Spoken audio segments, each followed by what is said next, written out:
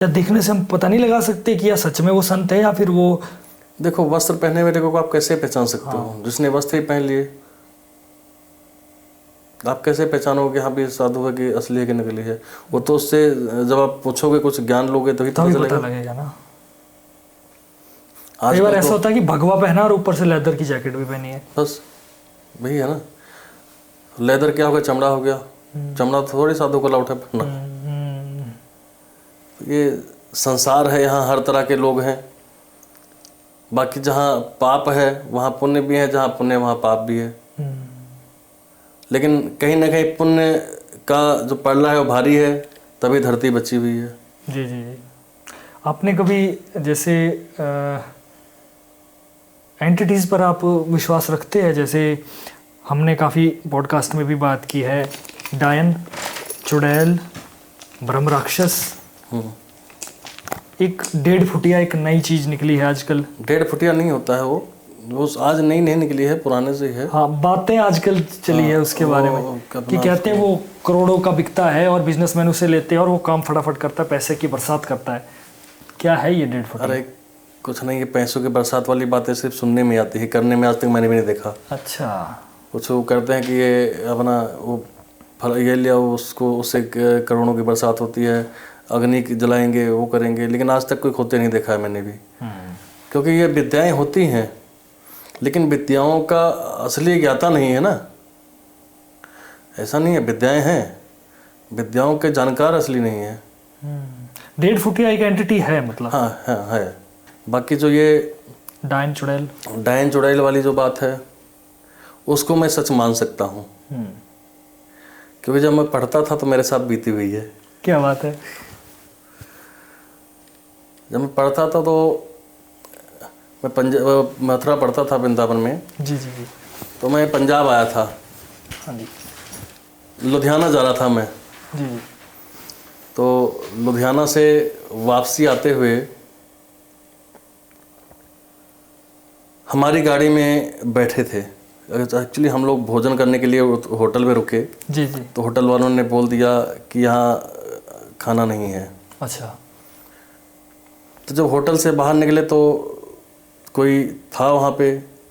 तो हमने तो एक इंसानी तौर पे मदद करने के लिए सोचा कि चलो बैठा लेते हैं, क्योंकि उस टाइम इतनी नहीं नॉलेज होती थी, उम्र भी कम थी। तो लेकिन मैं उस टाइम बालाजी की पूजा करता था। बालाजी की अभी भी करता हूँ, ऐसा नहीं, लेकिन बालाजी को मानता बहुत था मैं। जी जी जी। तो जब मैं वहाँ से वहाँ निकला तो वो खड़े देख करके हम लोगों ने, उन्होंने जो मेरे साथ थे उन्होंने उसको पूछ लिया कि बेटा आपने कहाँ जाना है? तो उसने पता नहीं कोई गुरु घर बताया था, एड्रेस में मेरे याद नहीं है। लेडी थी या मेल? लेडीज थी। ओके। कि बेटा कहाँ जाना है आपको? क्या होता है ना, अगर गलत माइंड में इंसान चले तब तो वो रगड़ देती है। ये चीज़ मैंने उस चीज़ से समझा। तो उन्होंने पूछा बेटा कहाँ जाना है? तो उसने बोला फलानी जगह जाना है। कोई गुरुद्वारे का नाम लिया था, गुरु घर का, तो मेरे समझ याद नहीं है अभी, क्योंकि बहुत पुरानी बात है। तो उन्होंने कहा ठीक है बेटा बैठ जाओ। वो गाड़ी चला रहा था, मैं साइड वाले सीट पे बैठा हुआ था, उनको पीछे बैठा लिया। ठीक है बेटा बैठ जाओ। अब देखो, चीज़ जो है वो ऐसी जो चीज़ें होती है वो भ्रमण कर देती हैं, इंसान को भ्रम में डाल देती है ना। हमको जाना कहाँ था और हमको 60-70 किलोमीटर आगे ले गई वो। ठीक है, पता ही नहीं चला कैसे पहुँच गए। फिर 2 ट्रक आए, एक इधर से और एक इधर से। उसने हमारे को मारने की कोशिश भी की। अच्छा। मैं बालाजी की पूजा करता था, मैं बालाजी का नाम जपने लग गया। पता लग गया आपको कि कुछ है? हनुमान चालीसा का मैंने उसको, असल में क्या पता कैसे लग गया, जब वो बैठे थे उस पर, तो उस टाइम उसकी शक्ल का कुछ और थी। जब वहाँ से जब मैंने शीशे में देखा तो उसकी शक्ल कुछ और थी। तो मैंने उसको कान में बता दिया, तो मैंने गलत चीज़ बैठा ली, क्योंकि सुनते तो थे ही भूत प्रेत के बारे में बचपन में। तो मैंने कहा लगता है कोई गलत चीज़ बैठा ली है, उसकी शक्ल बदल गई है। तो मैंने उसको बोला अपने गुरु महाराज का नाम जपो। मैं अपने बालाजी का, हनुमान जी का पाठ करने लग गया, जो हनुमान चालीसा वगैरह हो गया, हनुमान चालीसा का पाठ करने लग गया। तो हनुमान चालीसा में बहुत पावर है। मैं हनुमान चालीसा वगैरह पढ़ने लगा। अब ये देखिए बालाजी ने हम लोगों की रक्षा कैसे की। एक ट्रक इधर से आया और एक ट्रक इधर से आया, दोनों ट्रक के बीच में गाड़ी चिपकाने लगा था, गाड़ी 2 पहियों पे हो गई। और कम से कम 600-700 मीटर वो 2 पहियों पे चली है। ऐसे करके? हाँ। तो चमत्कार है। तो वो बालाजी का चमत्कार है जो साक्षात मेरे साथ बीता है।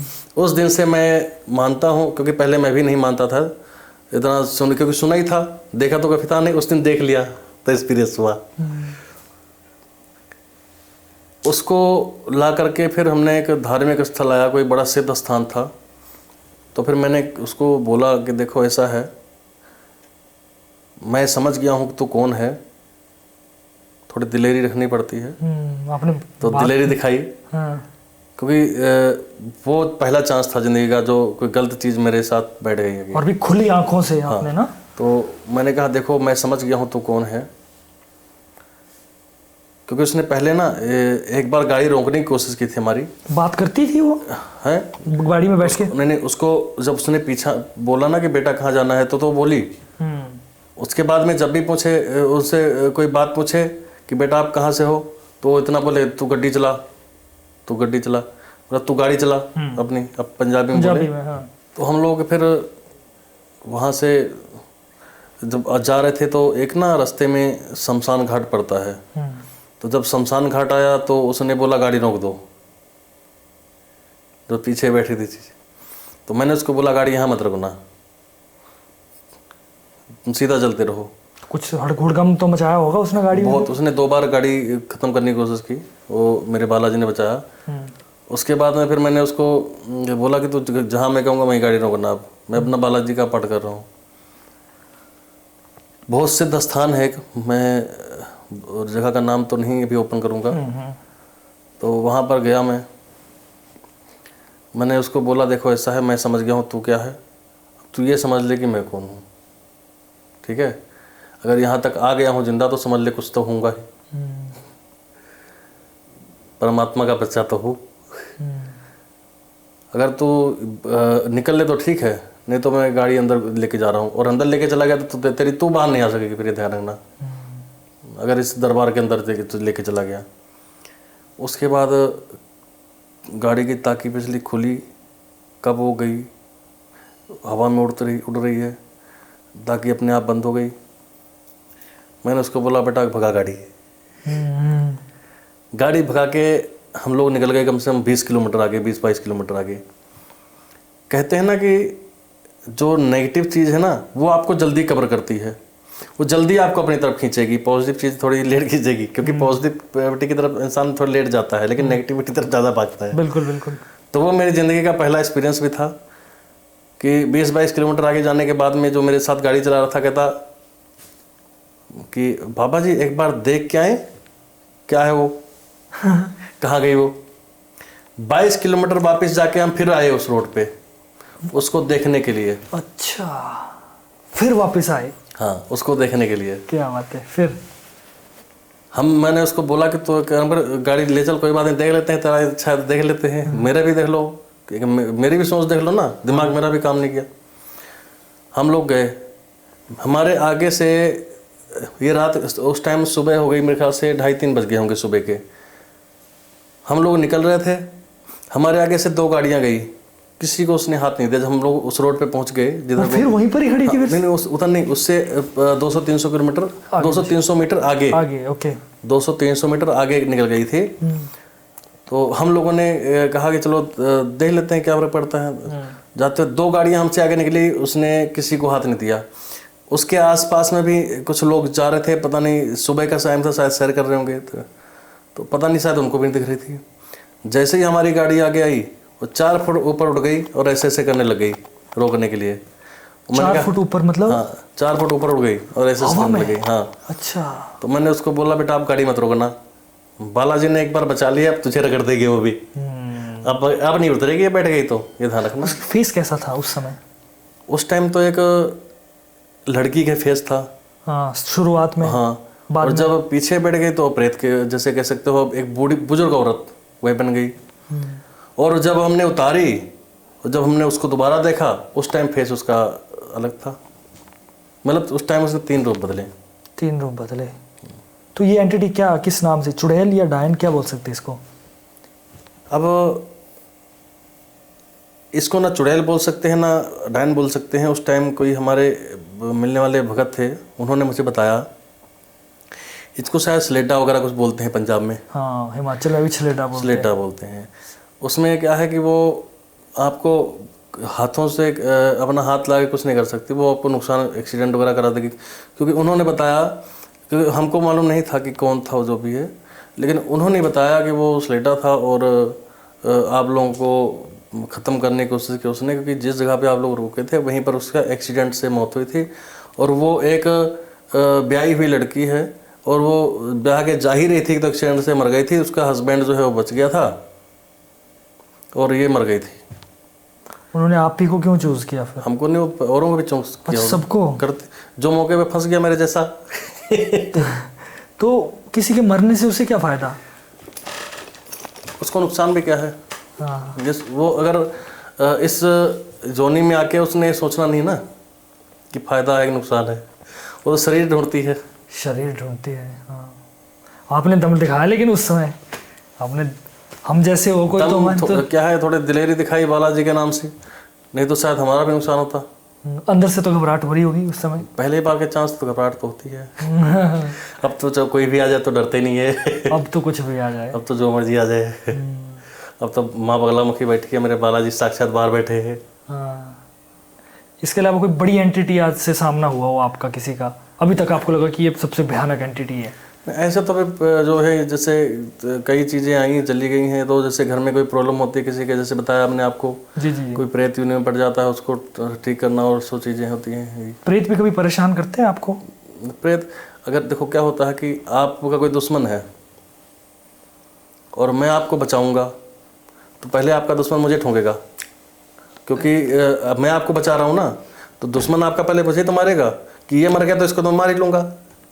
अच्छा, ये सारा सूक्ष्म में चलता है ये सारा? हाँ, अगर किसी को तकलीफ होती है तो उसको हम ठीक करते हैं तो कहीं ना कहीं कुछ हमारे को भी पड़ता ही है, तो हम उसको काट करने के लिए हम लोग भी तो माता का जाप करते ही हैं। यज्ञ अनुष्ठान चलता रहता है, इसलिए खुद के लिए भी चलता रहता है।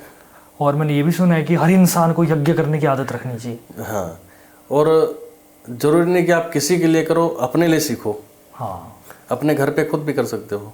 हाँ गुरुजी, ये प्लीज़, ये मुझे लगता है ऑडियंस सबके लिए बताना बड़ा जरूरी है कि यज्ञ सिर्फ ऐसा नहीं आप ब्राह्मण हो आपको तभी यज्ञ करना है, आप कोई भी हो, सनातनी हो तो यज्ञ करना जरूरी है। और यज्ञ कैसे किया जाता है ये गुरुजी बताएंगे आपको अपने घर में, अपने घर पर बहुत ज़्यादा तामझाम ना करते हुए आसानी से आपको समझ आ जाएगा और उसके बेनिफिट भी आपको समझ आ जाएंगे। तो गुरुजी अब ऑडियंस को आप बता दीजिए कि यज्ञ के बेनिफिट क्या क्या है, उनके लिए क्या होंगे और वो कैसे अपने घर में कर सकते हैं। सबसे पहले तो आप लोगों को, मैं सभी जनता को बताना चाहूँगा, सभी भक्तों को बोलना चाहूँगा कि किसी भी तरह के जो ये बहकावे में आने की ज़रूरत नहीं है। और जो आजकल ये चल रहा है, कोई उस पर देवी आ गई, उस पर देवता आ गया, उस चीज़ से थोड़ा बच के रहिए। और दूसरा कि हवन यज्ञ जो है, यज्ञ तो जीवन है हमारा। यज्ञ से फ़ायदे क्या हैं, पहले तो मैं आपको ये बताता हूँ। पहले तो यज्ञ से क्या है, हमारे वातावरण जो है आसपास का वो शुद्ध हो जाता है, कोई नेगेटिव ऊर्जा नहीं रहती है। और जहाँ नेगेटिव ऊर्जा नहीं रहेगी वहाँ तो सब कुछ ठीक खुद ही रहेगा। पॉजिटिविटी तो जहाँ आ गई वहाँ सब ठीक ही है, वहाँ तो कभी नुकसान होगा नहीं किसी चीज़ का। तो चाहे छोटा सा ही यज्ञ, रोज़ नहीं कर सकते तो हफ्ते में एक बार ज़रूर करें। अगर कोई भी आपको मंत्र आता है जो आपका इष्ट है, जिसको आप मानते हैं, उसकी आहुति दें। गणपति भगवान की आहुति देना शुरू करें पहले, उसके बाद में आप अपने इष्ट की आहुति दें। सभी देवी देवताओं को जिसको आप मानते हैं उसकी आहुति दें। तो इसके लिए ज़रूरी नहीं कि आपको ब्राह्मण घर में बैठाना है ला करके, तभी आप यज्ञ कर पाएंगे। अपने लिए सीखें, कुछ हद तक ज्ञान जो है वो अनुष्ठान करना वो अपने लिए सीखें, ताकि आप कोशिश करें रोज़ कर लें, नहीं रोज़ तो हफ्ते बाद कर लें, हफ्ते बाद नहीं तो महीने बाद कर लिया करें। लेकिन घर के अंदर यज्ञ बहुत ज़रूरी है और सभी भक्तों को कहूँगा अपने घर में यज्ञ जरूर किया करें। बिल्कुल, बहुत एक अच्छी बात कही आपने, क्योंकि हमारे दिमाग में देखो ऐसी बात बनी हुई है कि हम या तो इस जाति के या तो उस जाति के हैं, हमारा काम तो नहीं है, ये तो ब्राह्मणों का काम है और ब्राह्मणों की ही भगवान सुनेंगे। तो मुझे लगता है ऐसा है कि चलो ब्राह्मण तो एक माध्यम ज़रूर बनाया है भगवान ने, लेकिन अगर कोई भी अगर अपने तरीके से अनुष्ठान करने की थोड़ा सा प्रयास करे और जैसा आपने कहा कि हवन करना सीखें, तो उनके जीवन में भी परिवर्तन आ सकता है। देखो, जिसको ब्रह्म का ज्ञान है वो ब्राह्मण है, जिसको ज्ञान है पूजा पाठ का अनुष्ठान का ज्ञान है वो ब्राह्मण ही है। तो ऐसा नहीं कि हाँ भी आप इस जात के या उस जात के हैं, जात पात पे विश्वास न करें, आप अपने सनातन धर्म पे विश्वास करें। बिल्कुल। और एक सनातनी होने का फर्ज निभाएं और घर में पूजा पाठ अनुष्ठान यज्ञ जरूर करें। और एक मैं बात और कहना चाहूँगा, हर एक इंसान पेड़ पौधा जरूर लगाया करे। जो भी घर के मेंबर हैं, हर एक घर के मेंबर के नाम पर पेड़ जरूर लगाएं। जी जी जी जी। क्योंकि वायु जो है, हम हवा पानी जो है उसकी शुद्धता बहुत ज़रूरी है, और उसकी शुद्धता तभी आएगी जब हम पेड़ों को लगाएंगे। और उसको सिर्फ लगाना नहीं है, उसको पालना है, जैसे हम बच्चों को पालते हैं। जितने घर के मेंबर हैं सभी के नाम का एक एक पौधा जरूर लगाया जाए, यही मैं आप लोगों से कहूँगा।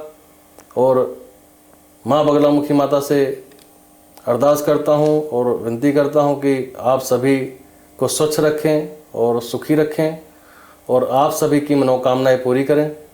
बिल्कुल। माँ नाम ही ऐसा है कि वो नाम लेने से ही जो है, बगलामुखी माता के नाम लेने से सारे कार्य सिद्ध हो जाते हैं। जिसको मंत्र आता है वो मंत्र का जाप करे, नहीं तो जय माँ बगलामुखी तो हर कोई बोल ही सकता है। बगलामुखी माता का नाम ही बहुत बड़ा है। चलिए, अब हमारे इस पॉडकास्ट का अंत आने का समय आ गया है, पर फिर भी थोड़ी सी बातचीत हम कर लेते हैं। अभी थोड़ी सी आपके आभूषणों के बारे में थोड़ी सी बात करें। किसके? आपके आभूषणों के बारे में। हाँ हाँ जरूर। है ना, तो ये मतलब बहुत अट्रैक्ट कर रहे हैं मुझे भी कि ये क्या है, इसके बारे में थोड़ा सा बता सकते हैं आप? तो एक तो रुद्राक्ष की मालाएं हैं, उसके साथ ये इसे क्या कहा कहते हैं, ये क्या है? ये रुद्राक्ष हैं और ये अंबर हैं। ये भी रुद्राक्ष हैं, इसको आप जानते हैं, ये भी अंबर ही हैं। ये मूंगा है और ये भी अंबर हैं। जी जी। और ये क्रिस्टल है। क्रिस्टल है। ये बाघ के नाखून हैं। अच्छा जी। ये 12 भगवान के दांत हैं, 12 भगवान के। किसके दांत? 12 भगवान।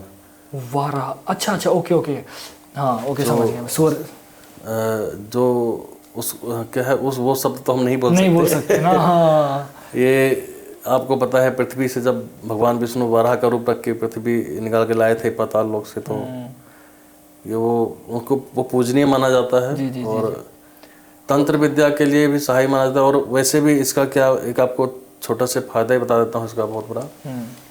जिस के बच्चे को नज़र लगती हो, जिस किसी बच्चे को नज़र लगती हो, उसको इसका छोटा सा टुकड़ा ताबीज में बनाकर उसको मंत्रों से मंत्रित करके अगर पहना दिया जाता है तो उसको सारी ज़िंदगी कभी नज़र नहीं लगेगी। और किसी के ऊपर कोई मुसलमानी इल्म करता हो तो उसको ये पहना दिया जाए, इसका ताबीज बना के, उस पर कोई मुसलमानी इल्म काम नहीं करती है। हनुमान जी के एक रूप में भी तो 12 भगवान का एक रूप बनता है। पंचमुखी में भी एक रूप, पंचमुखी में भी 12 भगवान का रूप आता है ना। तो हमारे लिए बहुत पूजनीय है। और ये ऐसे नहीं पहना जाता, इसको पहले पूजा करते हैं और इसको हर नवरात्रों में इसकी जाप होता है। इसका अलग से एक मंत्र होता है, दंत मंत्र जो है, दांतों का मंत्र है, उसका अलग से मंत्र है सिद्ध करने के लिए। वो पढ़ के 1.25 लाख मंत्रों का जाप किया जाता है, फिर इसका अभिषेक किया जाता है, फिर उसके बाद डाला जाता है। ये बेसिकली एक सेफ्टी के लिए आप रखते हैं सारी चीज़ों को। और रुद्राक्ष भी एनर्जी देते हैं ना। बिल्कुल। तो गुरुजी, अब मुझे लगता है कि अंत करने का समय आ गया है। बहुत बातें हुई, माता के बारे में बातें हुई, तंत्र के बारे में बातें हुई, और आपने स्टोरी सुनाई, एक अपना पर्सनल एक्सपीरियंस बताया। बहुत मज़ा आया और साथ ही साथ ज्ञान भी बहुत ज़्यादा मिला। और मुझे लगता है हमारी ऑडियंस के दिमाग में भी कुछ ऐसे मिथ रहे होंगे जो कि आज क्लियर हो गए होंगे। बहुत बहुत धन्यवाद आपका। आप हमारे लिए अपने समय दिया आज के लिए। और अंत में आपकी तरफ से कुछ आखिरी मैसेज आप देना चाहते हो ऑडियंस के लिए, साधना से रिलेटेड, या कुछ भी आप कहना चाहते हो? बस मैं भक्तों को यही बोलना चाहूँगा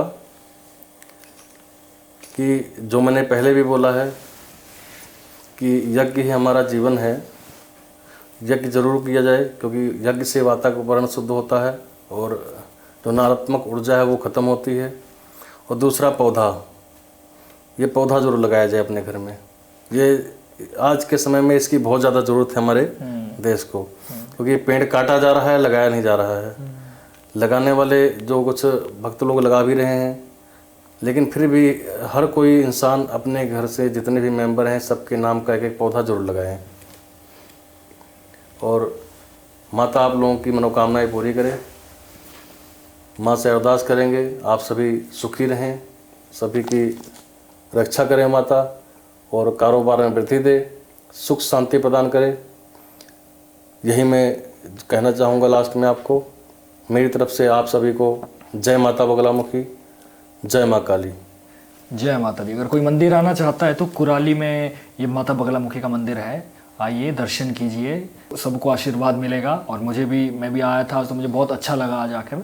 तो दोस्तों, अगर आज की वीडियो आपको अच्छी लगी तो कमेंट ज़रूर करें, और कमेंट में अपने इष्ट देव कुल देव की जय जयकारा लगाना ना भूलें, क्योंकि जितना नाम हम लेते हैं उतनी ऊर्जा हम में भरती जाती है। और इस वीडियो को लाइक शेयर ज़रूर करें और कमेंट ज़रूर कर दें। अगर कुछ सवाल आपको लगता है कि आप पूछना चाहते हो, या मैं शायद कुछ सवाल वो स्किप कर गया, या आपके माइंड के मैं सवाल पूछ नहीं पाया, तो आप उसको कमेंट कर दीजिए। अगली बार गुरुजी के पास आएंगे तो हम उन सवालों को भी आप पूछेंगे, और आपके जो भी मिथ है वो उनको भी हम क्लियर करेंगे। तो दोस्तों, ये है द नीतीश राजपूत शो, और मैं हूँ आपका होस्ट नीतीश राजपूत। ऐसे रोचक और ज्ञान देने वाली पॉडकास्टें आपके सामने आती रहेंगी। लाइक करें वीडियो को, शेयर ज़रूर करें। आपका कुछ नहीं जाएगा, हमारा सिर्फ हौसला बढ़ता है और हमें और भी सनातन के लिए और अच्छा काम करने के लिए प्रेरणा मिलती है। तो दोस्तों, तब तक के लिए देखते रहिए the limitless talk and the Nitish Rajput show. जय भोलेनाथ। तो गाइस, मार्केट में आपने बहुत सारी ऐसी चीजें देखी होगी, जैसे कोई माला, ब्रेसलेट या किसी भी तरीके का सुरक्षा कवच जो ये कहेंगे कि आपको ये काले जादू से, बुरी नजर से या तंत्र विद्या से बचाएगा वगैरह वगैरह। लेकिन किसी चीज को बिना प्राण प्रतिष्ठित किए, बिना एनर्जाइज किए, वो मात्र एक शो पीस है और एक फैशन तक ही वो सीमित है।